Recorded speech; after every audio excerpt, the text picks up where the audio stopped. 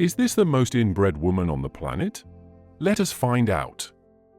When considering inbred women in history, one may instinctively recall the Habsburgs.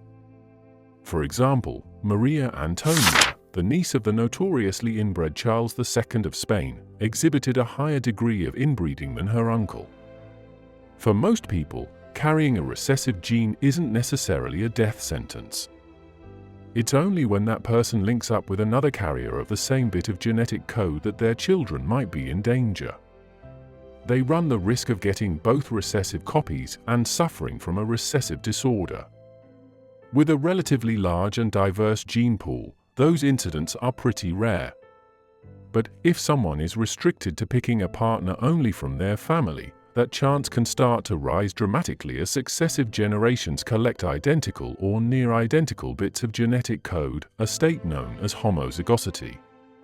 Historically speaking, royal dynasties have been especially prone to inbreeding, as family members aren't terribly interested in sharing their ridiculous amounts of wealth and power with outsiders. Throughout history, a small number of people have become seriously inbred.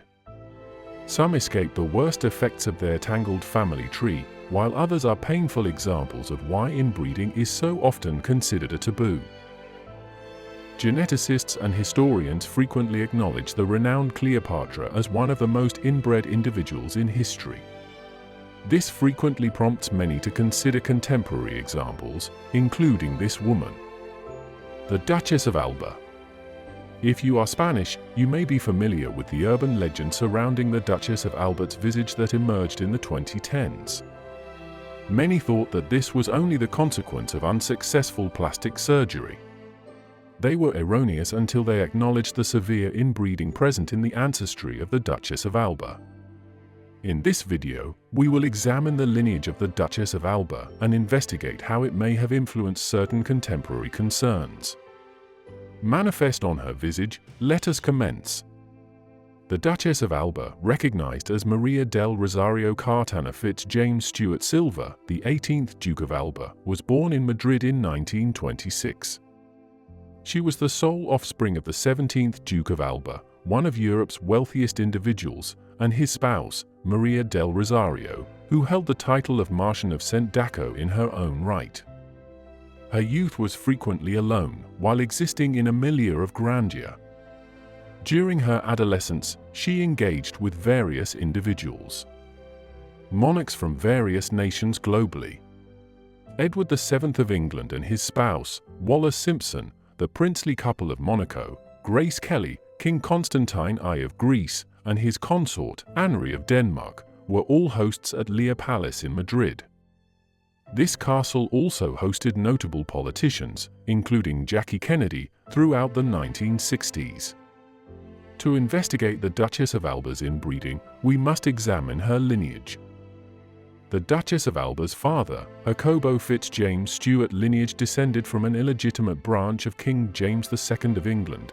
They intermarried to consolidate wealth and preserve the family legacy.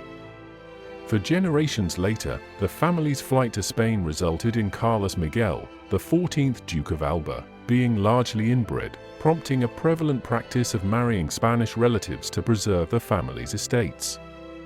In the 1700s, Spain regarded the Dukes of Alba, now affiliated with the Fitz-Stuart family, as complete outsiders, seeking to diminish the influence of Med inside his bloodline. Carlos Miguel wed Rosilia of Gonte, an Italian noblewoman and non-Spaniard. This pattern proved ephemeral, since his eldest son, the 15th Duke of Alba, ultimately wed his double second cousin, Maria Francisca. Notably, the 15th Duke of Alba was intended to wed his other double second cousin, Eugenie, who contemplated suicide following the Duke's rejection of her feelings. Notably, Eugenie subsequently wed Emperor Napoleon of France, ascending to one of the most influential ladies globally at that period. Hence, their son, the 16th Duke of Alba, was partially inbred. Inbreeding had not significantly harmed the family until now, but the Duke was diagnosed with cancer in his 40s, perhaps due to hereditary predispositions. His son, the 17th Duke of Alba, was considerably healthier and maintained a close friendship with Queen Elizabeth II and Prince Philip. Note that the Duchess of Alba and Queen Elizabeth II were both born in the same year. The 17th Duke of Alba chose to marry outside the family, uniting with Maria del Rosario, a notable individual in her own right and the lone heir to a substantial fortune of a prominent family.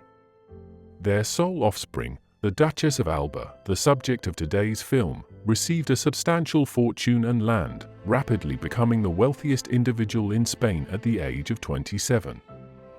It is imperative to acknowledge that major plastic surgery necessitates considerable financial resources. The Duchess of Alba's affluence led her to acquire practically any object of her choice, with her 1947 nuptials amounting to $100 million in contemporary dollars. Upon her demise, the Duchess's fortune was valued at $3.5 billion USD, rendering her wedding a trivial expenditure. Is inbreeding responsible for the Duchess's appearance? Although originating from a relatively inbred lineage, the inbreeding had significantly diminished by the time the Duchess of Alba was born in 1926.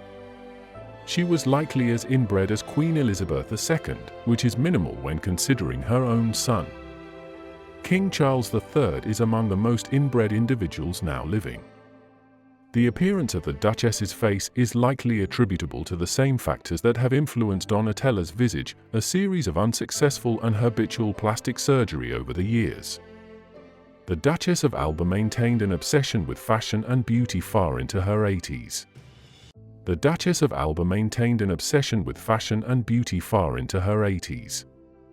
Nevertheless, her quest to seem attractive and unconventional finally resulted in an awful medical intervention. Nevertheless, the Duchess did not allow this to impede her status. She persisted in attending state events and rural gatherings until her demise at the age of 88. The cause of her death has been ascertained to be entirely unconnected to her inbreeding, in contrast to other royals globally, therefore concluding that the most inbred woman in the world is, in fact, not much inbred. Another inbred woman that's not talked about is Queen Isabella II of Spain. Political turbulence marked Isabella II's reign over Spain, but her existence was desperate. She was born in 1830 as the daughter of King Ferdinand VII, who had amassed a brood of unfruitful marriages. Ferdinand decided to marry his niece, Maria Cristina of the Two Sicilies, to gain the throne to avoid a succession crisis. This avunculate marriage between an uncle and his niece was uncommon but not unheard of among European royalty trying to consolidate power. Isabella's birth was a moment of relief because it would mean a continuation of the Bourbon line. The health problems and the political senselessness of this unusual family arrangement would set the stage for a dynasty of political instability and health problems. From early on, there was concern for Isabella's delicate health. She had various ailments which perplexed and worried royal physicians like her sister.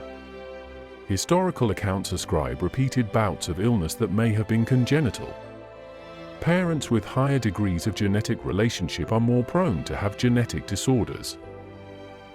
Despite significantly lacking details about medical life and practice in the period, it is relatively straightforward that inbreeding among the Spanish royal line did not result in robust health, as evident in Isabella's general physical weakness and awkward showing of sickness and infirmity. Isabella had to engage in a forced, politically motivated marriage at the age of 16 to her double second cousin Francisco de Asis, Duke of Cadiz. From the first, the union was controversial, as Francisco was rumored to be gay and uninterested in producing heirs. However, Isabella was pregnant 11 times during their marriage. Sadly, the vast majority of these children did not survive infancy, and even of those that did, many carried various health problems. Isabella's struggle to produce healthy heirs further weakened her reign, and the inequality of the realm caused by this contributed to the instability, which eventually forced her abdication in 1868. That's it for today. Thanks for watching. Remember to support our channel, please subscribe.